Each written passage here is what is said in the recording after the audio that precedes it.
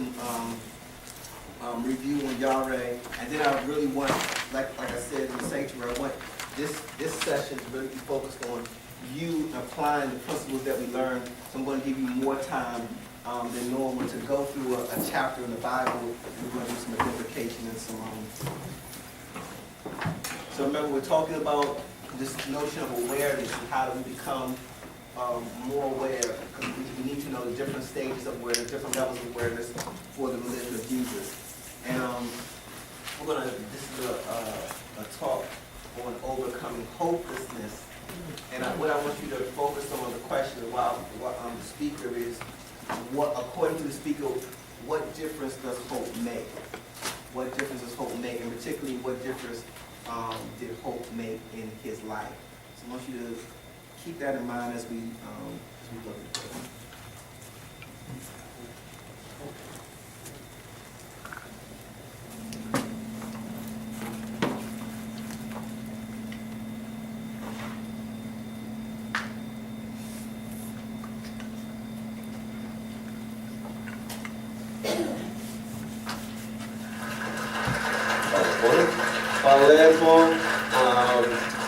Guys, my name is Nick Vujicic. I was born in Australia in 1982, moved from Australia to California in the year 2006.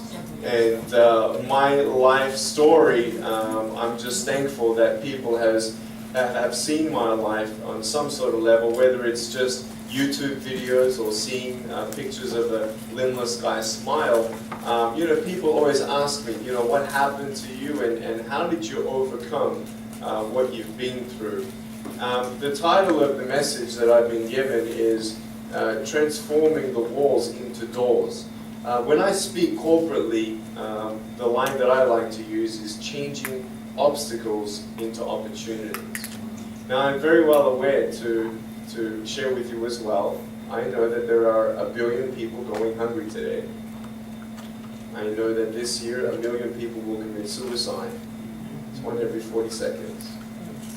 I know today there are 120 million slaves, and I've met sex slaves, and I've seen the top of the pyramid as far as business and met the billionaires. I've met bankers, and I've also met orphans. We're all looking for something. We're all looking for hope. Hope you can't just have just because you were born with hope. No, we're born with pain. We're born and live through difficulties. And in our life, my parents always told me that even though we don't know why I was born this way, that we have a choice. Either to be angry for what we don't have, or be thankful for what we do have. The power of that choice was the first thing that I had to overcome and decide for myself, especially in the early years of school. A lot of kids would come up to me and tease me. And I've been speaking at 5 congresses. I've met 7 presidents all around the world. My largest crowd was 110,000. I have 30,000 invitations for me to speak. So wherever I go, I talk about the value of life.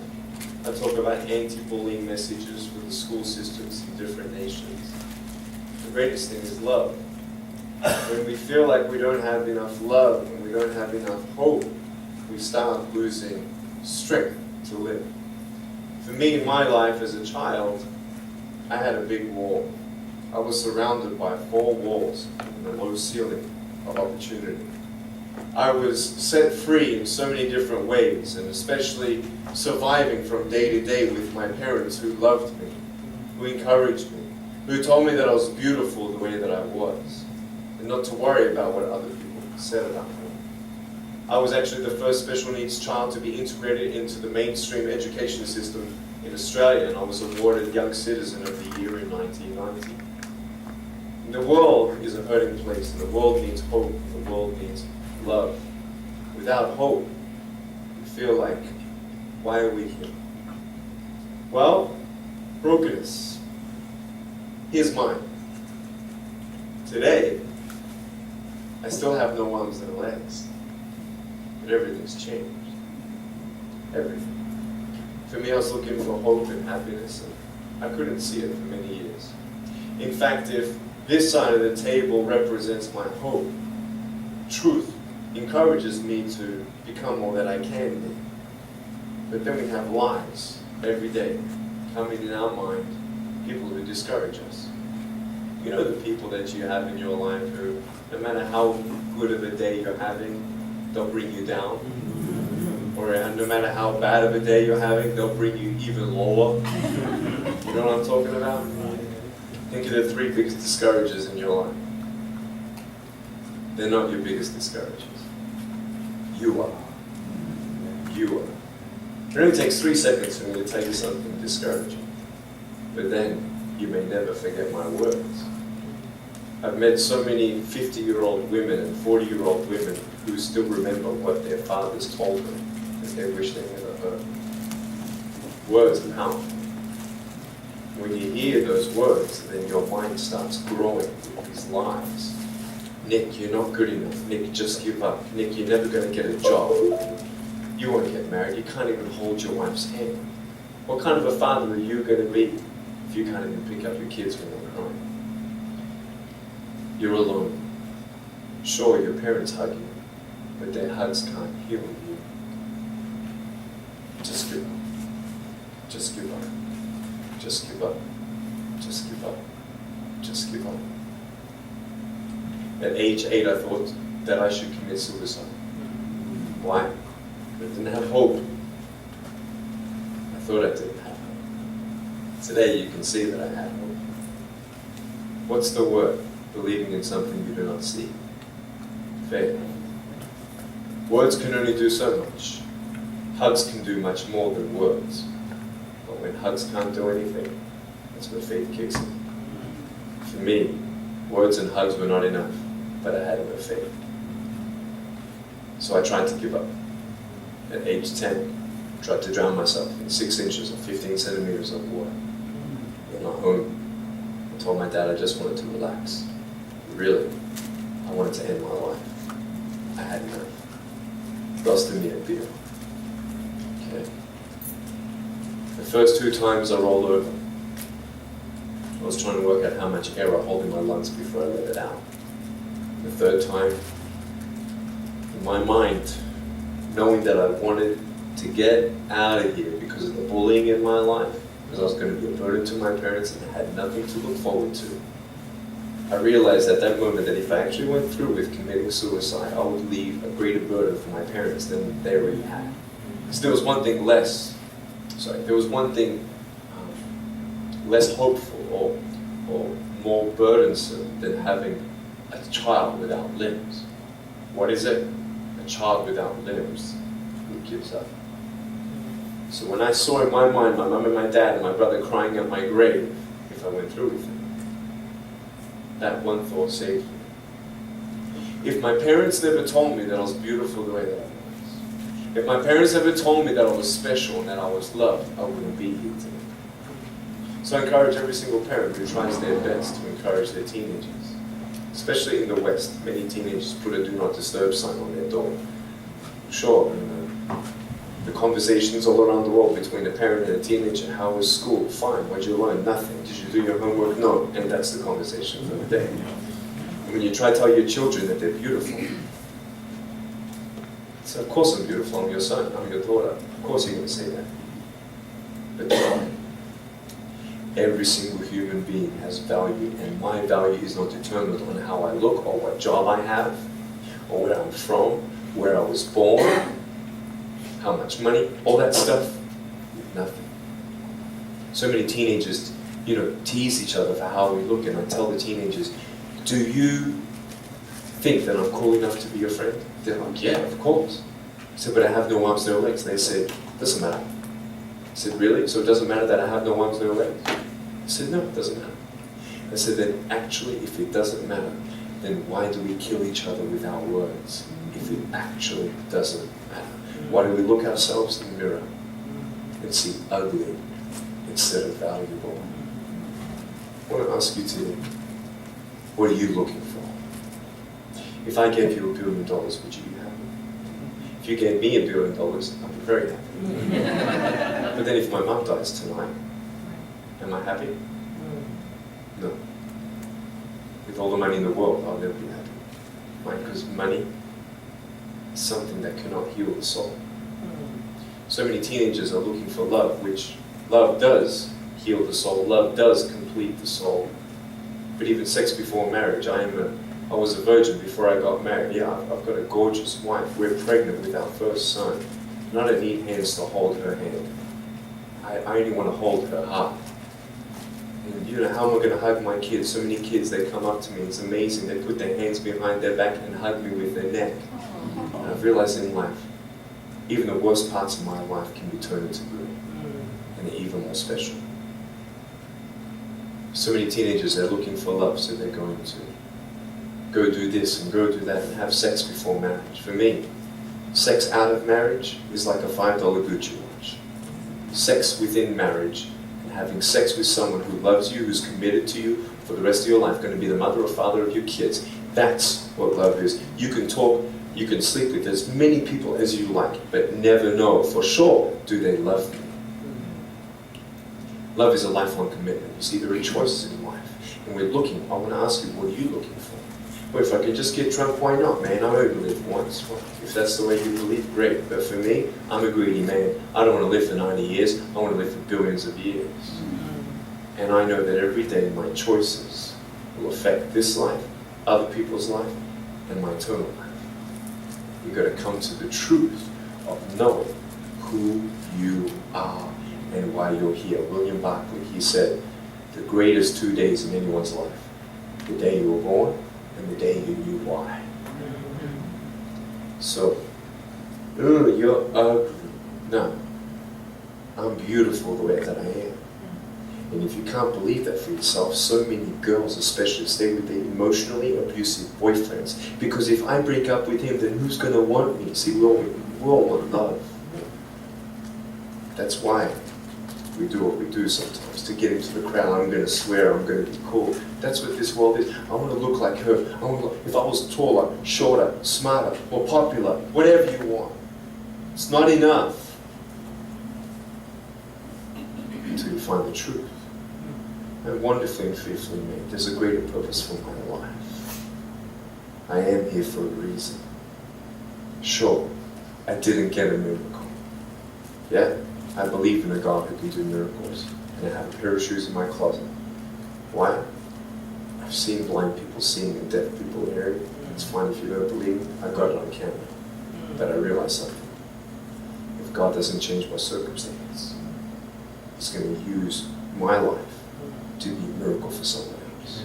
When you don't get a miracle, you can still be a miracle for someone else. I'm going to close off with this beautiful story. I was in Southern California. I have two organizations. I have a non-profit organization and I have a for-profit. I probably spoke between years 2007 and 2010, 1,000 times, 600 flights. I've spoken to 4.5 million people face to face. In the last 48 hours here in Serbia, we've reached 5 million through media. So, we have the heart of people to love others. We want people to love each other, love yourself, dream big, and never give up. We're all looking for hope, aren't we? What are you looking for? Money, drugs, sex, alcohol, pornography, fame, fortune. Never satisfies. It's never enough. But I've come to a peace.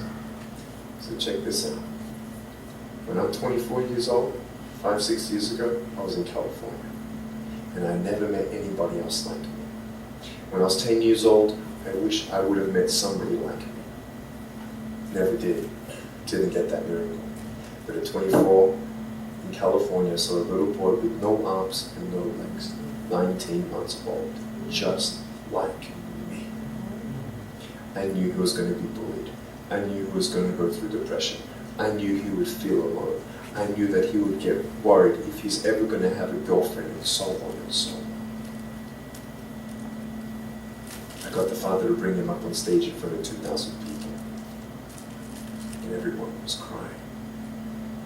And it was a materialization of when you don't get a miracle, you can be a miracle for someone else.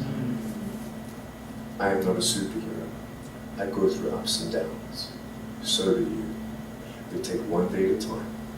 And if you haven't found that peace of knowing who you are and why you're here, and where you're going when you're not here, for me, I want you to know that's how I've overcome. I don't have any walls. My book's called Life Without Limits. And what will be, will be. I've acted in a short film, 30 awards. I got Best Actor in a Short Film. I've done my own music video. I've written 2 books. First book, 30 languages, 800,000 copies. I'm 29, and we know 1 billion people know who I am.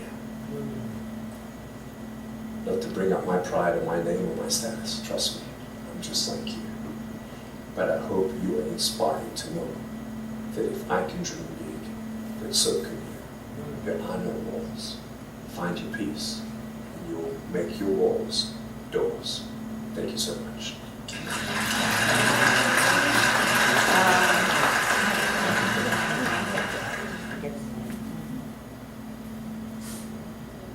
So,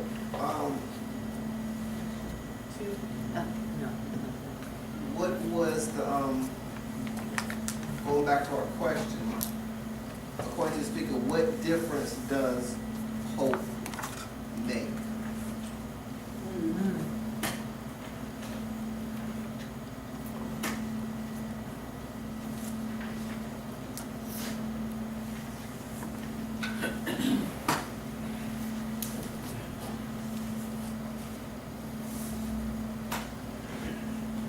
And Jen, there's more popcorn back there for you. What difference does hope make? Living or not living. Living or not living? Right. Yeah. That's a primary one. What else? He gonna use you whether,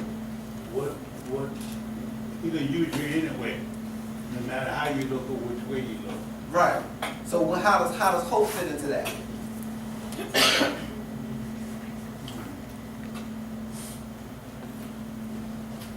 How does hope fit into that?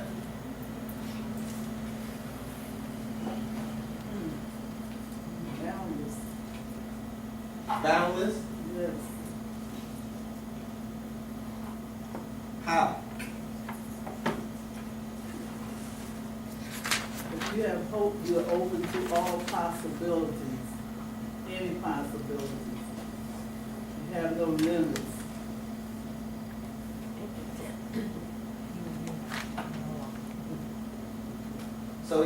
So Karen said life versus death. You're saying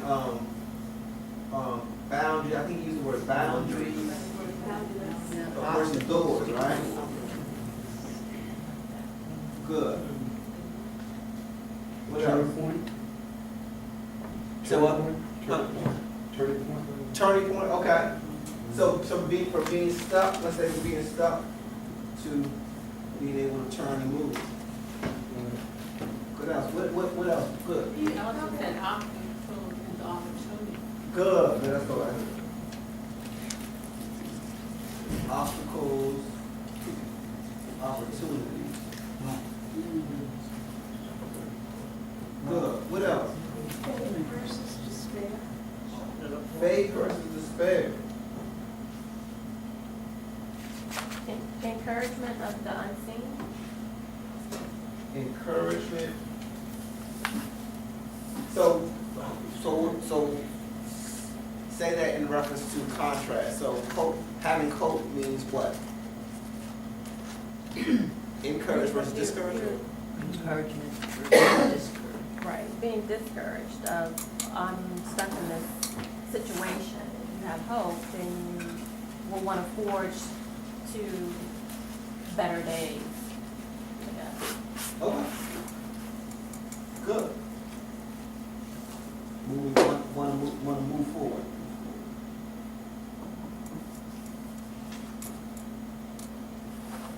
Excellent. So now let's transfer this to our discussion that we started last week in reference to Yahweh. Remember, what does Yahweh mean? What is Yahweh? Fear the Lord. Right, fear, awe, Of the Lord. having a sense of God's awesomeness, a deep sense of reverence. And when we talked about how having a sense of Yahweh opens us up. This is the key to opening us up to leading us to different states of consciousness. And when we are in that state of awe, when we have a sense of awe, when we have a sense of deep reference, we are able to navigate it. We're able to be open to access intermediate and celestial truths and celestial states of awareness. So, in reference to hope, we talked about, we have the three levels. We have the terrestrial, we have the intermediate, and we have the celestial. Now, and what he was saying was, my terrestrial circumstances didn't change. So I still had no arms, I had no legs, nothing changed in this. But everything changed. Because when he had hope, his hope changed how he saw his whole terrestrial circumstance. And that allowed him to do other things, that allowed him to have new insight. So the hope, even though nothing changed right here, everything changed right here because he had hope. And it also changed his physical circumstance, his terrestrial circumstance as well. So, yeah. So when he said that having hope gave him the ability to love, and love heals the soul, so that was his way of saying that even though it's terrestrial never changed, but all the, like he was saying, going through depression and all that, because he now had hope, that opened up the love to allow him Yeah, to move forward, right? Yeah, and to explore other things, to look at himself completely differently. And that's that love thing which you left up there is very important. We're gonna talk about that and the role that plays later on. But the importance of love is opening us up to transforming this terrestrial state, which is one of the central points of Jesus' message. You know, the love of God, loving the Lord your God with all your heart, loving your neighbor. This is a transformative way, a transformative tool to interact with the terrestrial world. It's not just, we look at that now as an emotional type of love, but Jesus was talking about that on a different level. So, but we'll get to that. So, good. Any other comments, questions? But you see the connections. I just want you to see the general connection between how having hope changes how you understand, particularly this terrestrial realm, and how that's similar to Yahweh. You get that? Yeah. Okay, that's the one you get. Okay, now, so let's do review. So we talked about terrestrial state of consciousness is our awareness, what we're aware of our five senses. The physical realm, we talked about the intermediate state, which is the best example of that is the dream state. The language of dreams is images, is parables. We talked about the celestial state, are those a type of awareness that you have outside of your five senses. It's, it usually talks about a form of unity, seeing how things come together, but really we can look at it in the form of revelation. That's a good way to look at also celestial state of consciousness. It's things that we are aware of outside of our empirical world, with no empirical help in the world. So in the religion of Jesus, we're going to see, and what we're preparing for is that, remember, Jesus was a Hebrew prophet, and we're talking about, in the religion of Jesus, we have to understand these basic levels of awareness, because in the Hebrew scriptures we see that God is always trying to bring humans up to higher levels of awareness so that they can transform how they see their present state, and so that they can be used as vehicles to deliver celestial truths.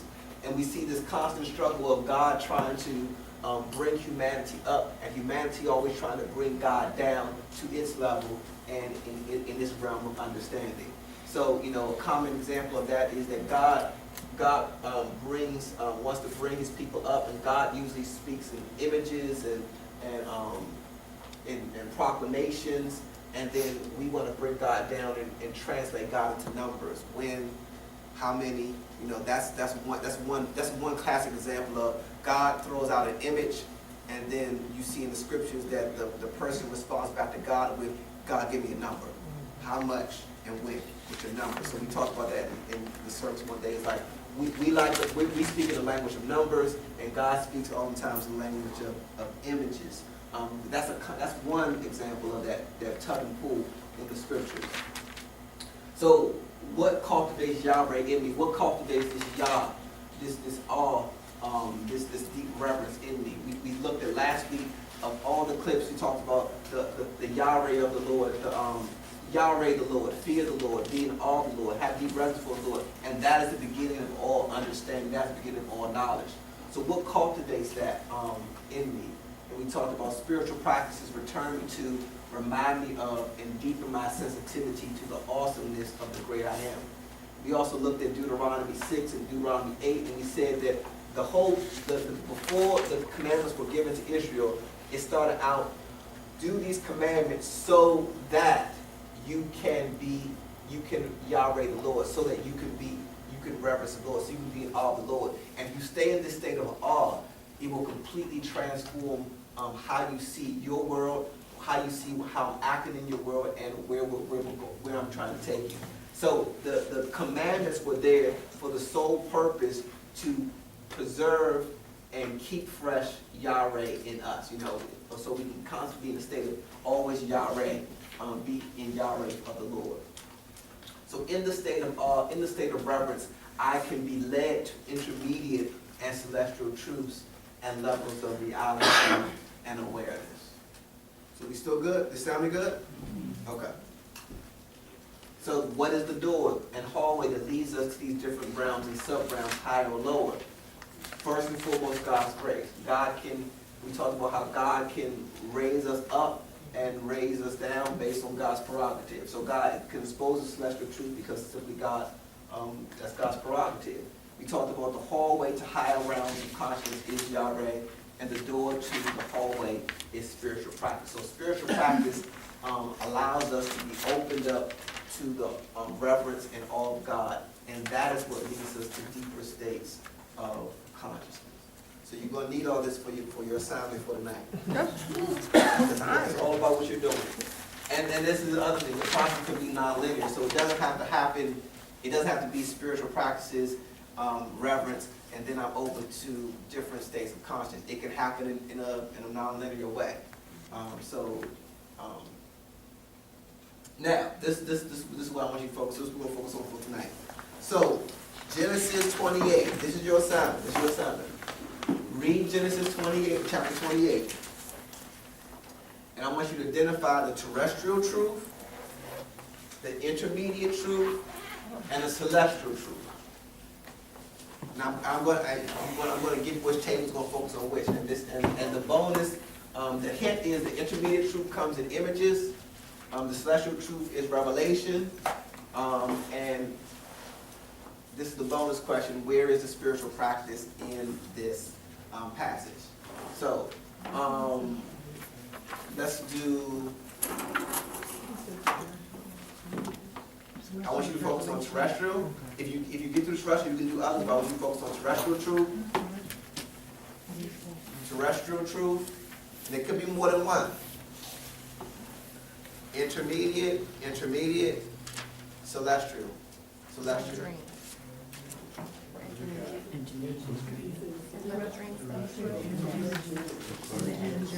I want all of y'all to work on this one. Once you identify your particular truths or truths, I want you to tell me where is the spiritual practice in the text. We have intermediate and you have to read it. Yeah, you have intermediate. Celestial, intermediate, celestial. The whole. All of it.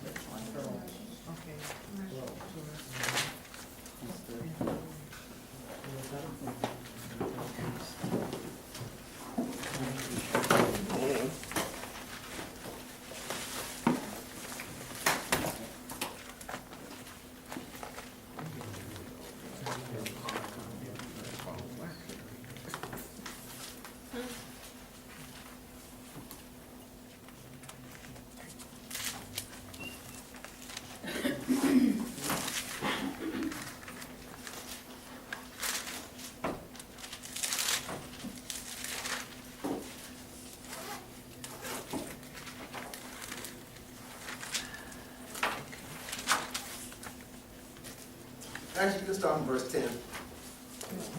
Yeah, we go down, verse 10 is the, 10 again. Verse 10.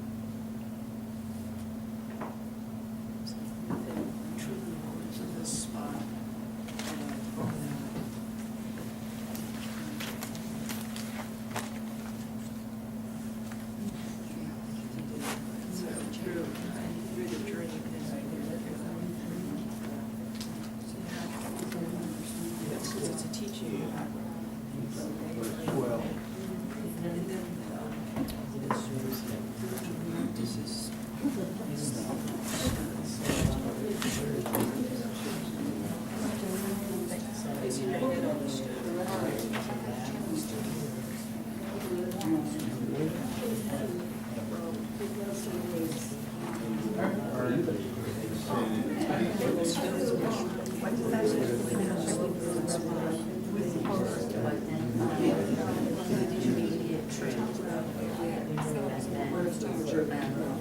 the spiritual practice. So he had God showed him the land and also the people that were part of it. Basically, Israel showed him the word. Oh, the community was The done. land is going to give him. Right, that's how, right. You said 22 miles Memorial Stone. So that was a spiritual practice that he set up. So the ladder, you know, so the ladder, the angels up and down, and the God was at the top of it and spoke to him. That's like, yeah, it's the same, just different, yeah, because she's interpreting. That's still the intermediate part of God started speaking, for example, celestial. I think it said, and he dreamed, and behold, the ladder stood on the earth, and the top of his heaven, and behold, the angel of God stood. I think, yeah, and behold, the word is above it. His recognition.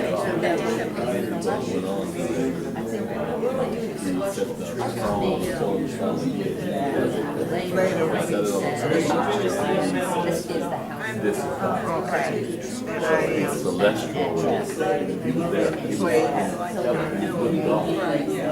That was celestial. I think the truth What I got was the spiritual of prophecy. the intermediate. That's The terrestrial truth was time. doing as a father.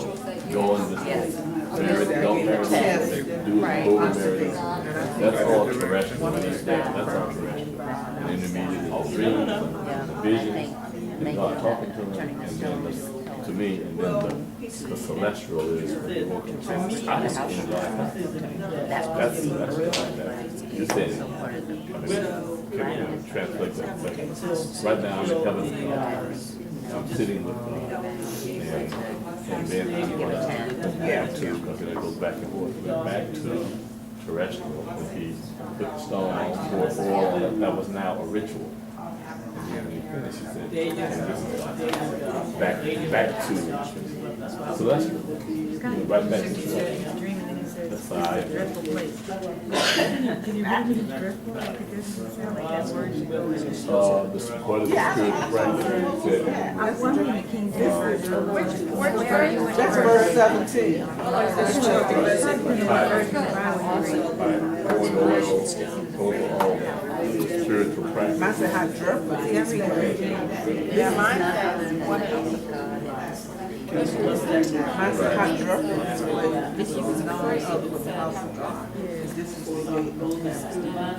mine says, what an awesome place. Are you reading it out? That's what Mine is the Mine is I'm reading the King James. and what did you say? It says dreadful. Mine said dreadful.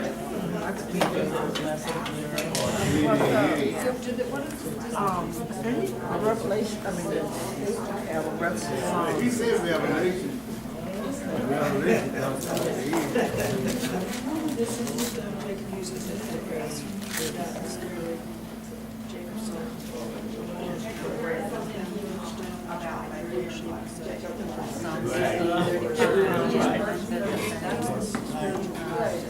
Okay.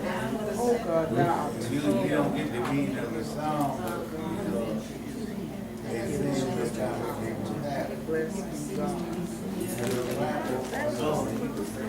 When you say how dreadful, it's just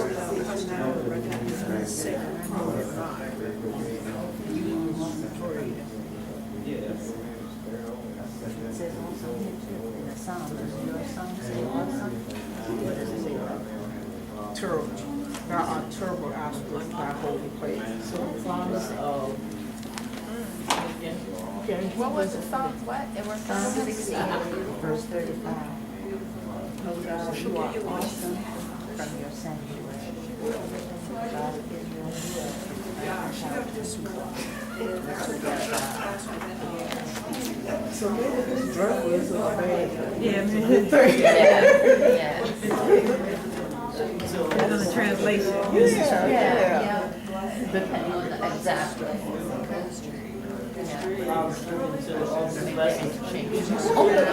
Just like it looked like it wasn't really fearing.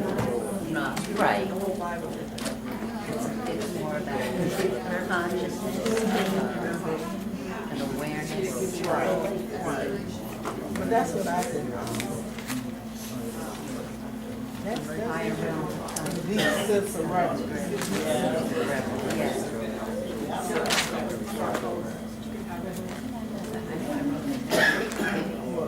Deep fear. I knew I had written deep sense of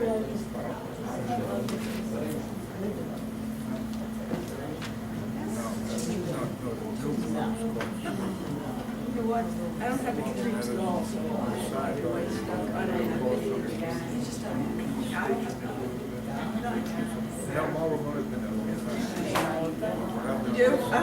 I never ever dreamed. I can't What's the name of the street, the road that turns right on?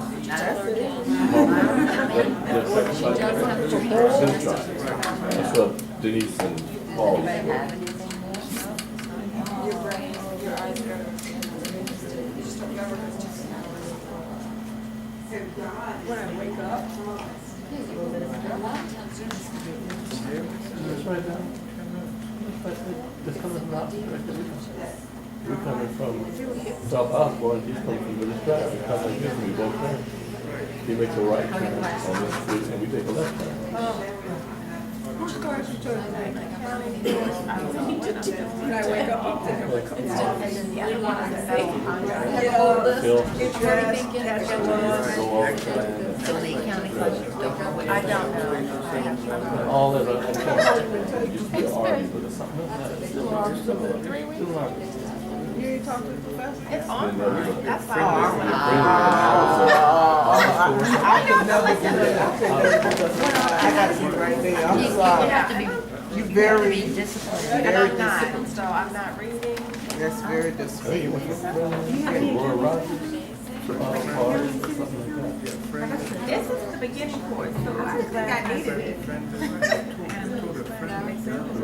Now it's fun to go down. I could have just went. Oh, that was Roy Rogers? Is that Roy Rogers? That's all right. I just have to read. Well, the friendly. They're friendly. The other school over there, Roy Rogers too. Roy Rogers used to go to And I'll be tired, but I'll be here. Listen, I I know people that wouldn't would care. get up, they would get dressed, See, that was they friendly would on the top. go out, and sit Roy in Rogers their right in car, the corner. and then come back to Then the it house. changed to something else. They don't have that mindset of, That's what my daughter did as They're well. still an artist, right? They're still an artist. So, you know, she go in twice a week. And then I had a supervisor that would come to my house and receive from home. That's the first how crazy she was. Really? Did she really? She would have, that's all. Oh. But now they'll encourage it. Yeah, I know that. Paying for that. They want you to work. Right in the front part. That's what it's about. I haven't been in there long. Yeah, they used to pay federal. But they, which I never told them. Well, we didn't work. We couldn't get to work, so they paid us. Oh, It wasn't our yeah, fault. before We you get to take Beach it. Street, there's another It was house. an emergency act of God. Take a vacation. Act of God. you know what? In education, teachers get paid. I just in New York, I don't know. But no, you're right, I'm glad now, they don't show the Support report staff, they have to be there. Or you took a personal.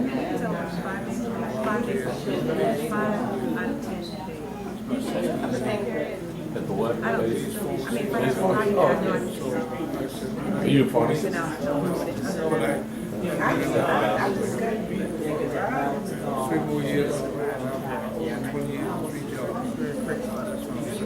60 when the years of email work. came, I thought that was 12 years of kind of a work. way of talking to folks. You don't want to talk to folks. It is a kind of way of talking to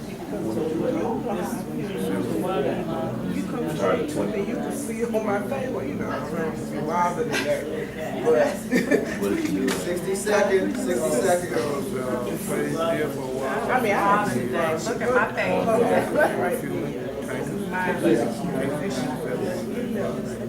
And then she get upset because she get sent on Saturday, and I hadn't read that long. Very important. Especially when the conversation, people getting this out.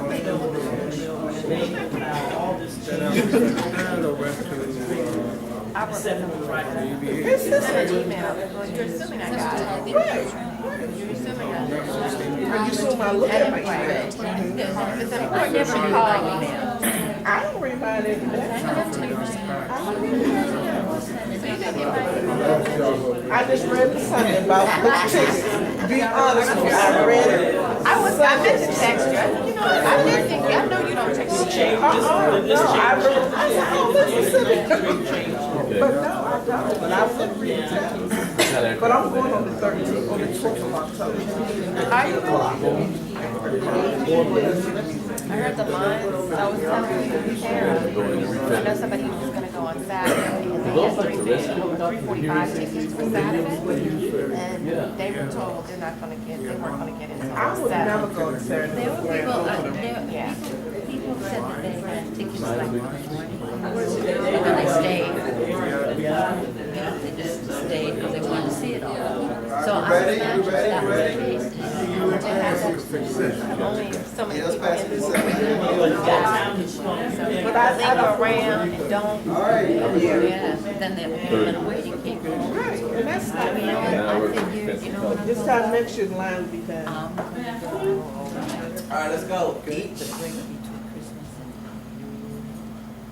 I'm gonna give y'all 1 minute tonight, okay? Give 1 minute. We're starting terrestrial, Go. Represent the thing. 55 seconds left. But, we know that terrestrial is like the human level or the earth level.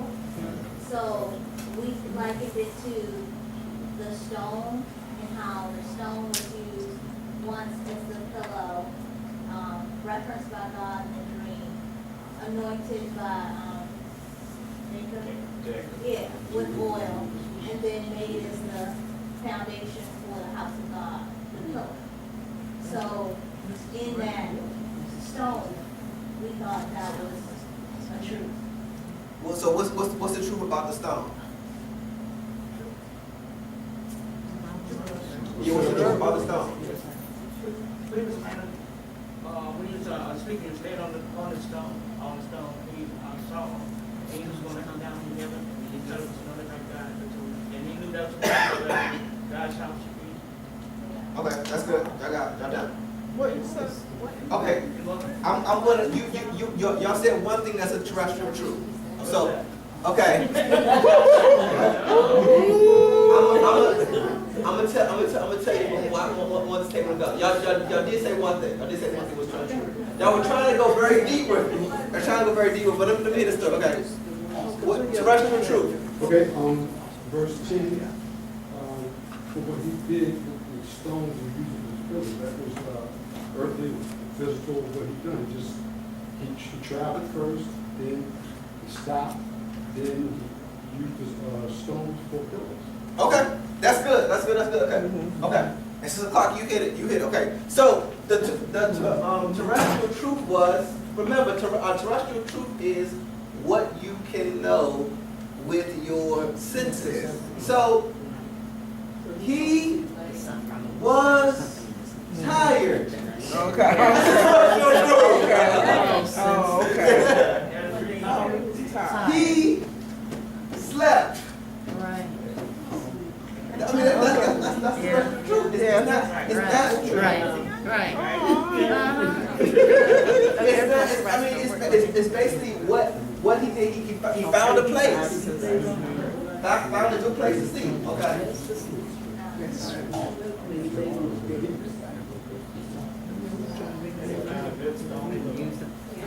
And he found the pillow, right? So these are all things that you can discern, that he can discern, that he can figure out by with the sight, with the sound, by touching, by tasting, and something like that. So it's just basically what things did he see that were true to him? What were the truths to him at the terrestrial level? He was tired. He went to sleep. He found a location, and he found a stone to lay his pillow on. Good. Okay. So intermediate. What was the intermediate truth? The intermediate truth that we got that the images that were there, it said that the blessings come from God, and that He would be with them until it's fulfilled. Okay. Blessings come from God, and He will be until He fulfilled. God will be with them until it's fulfilled. Okay. Intermediate. He had a dream. Okay. He had a dream. Okay. And the dream, there was a ladder Okay. reaching from the earth to heaven. Uh-huh. There were angels of God ascending and descending, and God spoke to him of things to come in his dream. Okay. Good. Y'all would have warmed. Okay, listen. So the intermediate is very simple. The intermediate is what's the intermediate truth? Because remember, the intermediate truth, the logic of this world is not the logic of this world. What's the intermediate truth?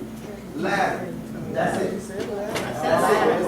Ladder. That's intermediate truth. Ladder. That's it. The intermediate truth will be angels ascending and descending.